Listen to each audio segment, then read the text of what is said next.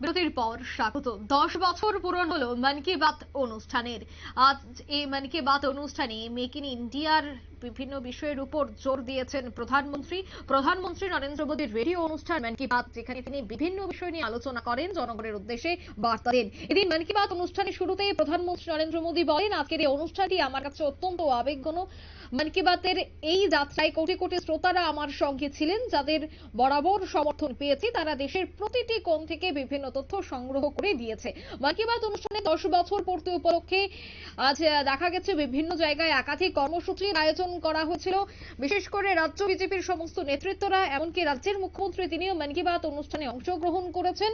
আজ দেখা গেছে আগরতলা মন্ডলের কার্যালয়ে গিয়ে মন কি বাত অনুষ্ঠান দেখলেন বিজেপির প্রত্যেকটি নেতৃত্বরা এবং রাজ্যের মুখ্যমন্ত্রী মানিক সাহা। আজকের এই মন কি বাত অনুষ্ঠানের পর কি বলছেন মুখ্যমন্ত্রী সহ বিজেপির অন্যান্য নেতৃত্বরা, শোনাচ্ছি। আমরা কিন্তু নেগেটিভ কথা বলছি না। মানুষকে তার যে তাদের প্রতি যে অন্যায় করেছে, সেই অন্যায়ের যাতে তার প্রতিবাদের সাথে সাথে তারা যেন সেই তার থেকে তাদের রাইটটা আমাদের থেকে, আমাদের সরকারে আপনারা বসিয়েছেন, সেই রায় আমরা মাথায় পেতে নিয়েছি এবং আপনাদেরকে কিভাবে সেটাকে ন্যায় দেওয়া যায় সেই সুযোগ আমরা করব। বন্ধুগণ, আজকে এখানে আমরা দেখলাম যে কিভাবে জল নিয়ে মাননীয় প্রধানমন্ত্রী বারবার বলছেন জল আমাদের জন্য সাংঘাতিক ইম্পর্টেন্ট। কালকেও আমার এখানে দুজন এমএলএ ছিল, ওনারা বলছেন যে আমাদের এসপিরেশনাল ব্লক প্রাইমারি, সেখানে জলের স্তর অনেক নিচে চলে যাচ্ছে। আমাকে বলছেন স্যার আপনি একটু দেখুন। আর এখানে একটু আগে দেখেছেন মাননীয় প্রধানমন্ত্রী যে কয়েকটা গ্রামের উল্লেখ করেছেন, কিভাবে মেয়েরা, এখানে ইরাবাবু বলেছেন যে মেয়েরা, প্রধানমন্ত্রী যে সবসময় প্রায়োরিটি হচ্ছে মেয়েরা। আমাদের এখানে এবারে শব্দ যে ত্রিস্তরীয় পঞ্চায়েত হয়েছে, 50%-এর উপরে এবার মেয়েদের আমরা এবার টিকিটও দিয়েছি এবং জিতিয়েও গেছি আমরা। আর সেই জায়গায় আজকে গ্রামে গ্রামে দেখাচ্ছেন, সামনে বেরিয়ে এসছেন কিভাবে জল সংরক্ষণ করতে হয়, বৃষ্টির জল কিভাবে সংরক্ষণ করতে হয় সেটাও তিনি দেখিয়েছেন। আমাকে যখন এই এমএলএ সাহেবরা বললেন, আমি বললাম নিশ্চয়ই আমরা দেখবো, ইঞ্জিনিয়ার পাঠাবো, বিভিন্ন ইনোভেটিভ আইডিয়া জল সংরক্ষণ করে কি করা যায়। সমস্ত ত্রিপুরাতে আমরা কিন্তু পরিশ্রম করছি।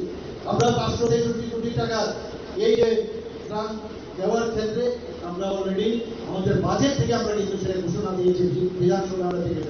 আর বসে কাজ নেই, বিধানসভার মধ্যে কাজ পেছনে লাগা যায়, কি করা যায় অসত্য তথ্য এনে মিথ্যা কথা বলে মানুষকে বিভ্রান্তি করে, আর তালি পাওয়ার সুবাদে ভাবছে না জানি কি করে দিয়েছে। ওনাদের কি কি সব জানে মানুষ, কি কি করেছে। এখানে যদি বলা হয় শেষ করা যাবে না। আমি শুধু আমাকে বাদ দিই, এখানে চন্দ্রবাবুকে যদি বলি একটু বলবার জন্য, চন্দ্রবাবু কিন্তু একদম পুরা মুখস্থ, সব আমাদের কতটা মুখস্থ এটা কিন্তু পুরো বলে দেবে। এবং এর জন্যই ওনারা বলেন যে উনি রাজনীতি বুঝেন না, মুখ্যমন্ত্রী রাজনীতি বুঝেন না। কেন বুঝেন না? কারণ ওনাদের যে ফোন করে রাজনীতি করা, ফোন করে সব জায়গায় কথা বলা, ওই রাজনীতি আমার জানা নেই। কিভাবে কি আদায় করা যায় এই যে প্রকৌশল, তার আমার জানা নেই। তো এর জন্য বলে যে আমি রাজনীতিকারী না। আমার এই যে রাজনীতি আমরা করছি এবং আমাদের পার্টির যে আমাদের পণ্ডিত বিনোদ দয়ালজি, আপনারা শুনলেন মুখ্যমন্ত্রীর বক্তব্য। আজ প্রধানমন্ত্রী যে সমস্ত বিষয়গুলির উপর জোর দিয়েছে, বিশেষ করে স্বচ্ছতা এবং সমুদ্র সৈকতকে কিভাবে স্বচ্ছ রাখতে হবে, সাফাই অভিযানের উপর যেভাবে জোর দিয়েছেন, অন্যদিকে মেকিং ইন্ডিয়ার উপর কিভাবে কাজ করতে হবে, এই বিষয়গুলি যখন প্রধানমন্ত্রী আলোচনা করছিলেন এবং তার কতটা গুরুত্ব রয়েছে আগামী দিনে কিভাবে এই বিষয়গুলির উপর কাজ করা দরকার, এই বিষয়ের উপরও কিন্তু আজ দেখা গেছে রাজ্যের মুখ্যমন্ত্রী ডক্টর মানিক সাহাকে বক্তৃতা দিতে। নিয়ে নিচে ছোট্ট একটি বিজ্ঞাপন বিরতি, সঙ্গে থাকুন।